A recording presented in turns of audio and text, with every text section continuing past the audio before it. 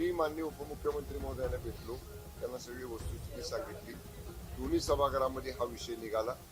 आपण सगळ्यांनी ते पाहिलं. मी वरच्या परिषदेमध्ये बोललो, सभेमध्ये बोललो. परिषदेमध्ये विधान परिषदेच्या उपसभापती महोदयांनी सातारा पोलीस अधीक्षकांचं निलंबन केलं आणि सभेमध्ये मुख्यमंत्र्यांनी त्याची चौकशी लावली. त्यामुळे एवढं झालेलं आहे. आता त्याच्यामध्ये सभागृहामध्ये एका सभागृहात निलंबन झालंय, एका सभागृहामध्ये चौकशी लागलेली आहे. बघू आता काय होते. विधान परिषदेमध्ये उपसभापती निलम गोरे यांनी सातारा पोलीस अधीक्षकांचं निलंबन केलं. त्याच्यावर मोठं वाद निर्माण झालं की निलम गोरे उपसभापती त्यांना तो अधिकार नाही आहे, अधिकाऱ्यांना निलंबन करण्याचा. त्याच्या बाबतीतला नियम विधान परिषद नियमावलीमधला जो आहे तो विधान परिषदेमध्ये सन्मान्य सदस्य हेमंत पाटलांनी वाचून दाखवला.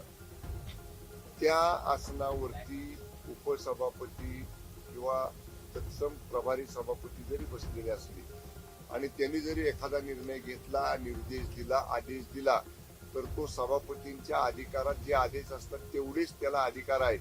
ते विधान परिषदेच्या नियमामध्ये स्पष्ट त्याचा उल्लेख केलेला आहे.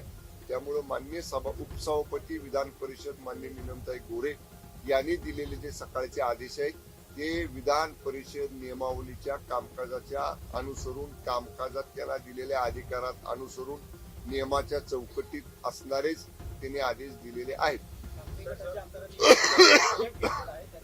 ठाकरे गटाच्या आमदारांनी या संदर्भात आक्षेप घेतलाय. त्यांचं सभापती म्हणून निलम गोरे यांना फक्त अधिकार नाही आणि त्या संदर्भात सभापती निलम गोरे यांना पदावर हटवण्यासंदर्भात त्यांनी काय मागणी करायची ती करावी.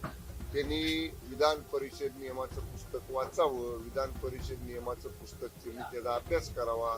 त्याच्यामध्ये स्पष्ट उल्लेख केलेला आहे, ज्याचा उल्लेख सभागृहामध्ये आमदार हेमंत पाटलांनी तो नियम वाचून दाखवला आणि त्याच्यात स्पष्ट म्हणलेला आहे सभापती पदावरून काम करताना उपसभापती किंवा प्रभारी सभापती जे आदेश देतील ते सभापतीने दिलेल्या आदेशाप्रमाणे असतील.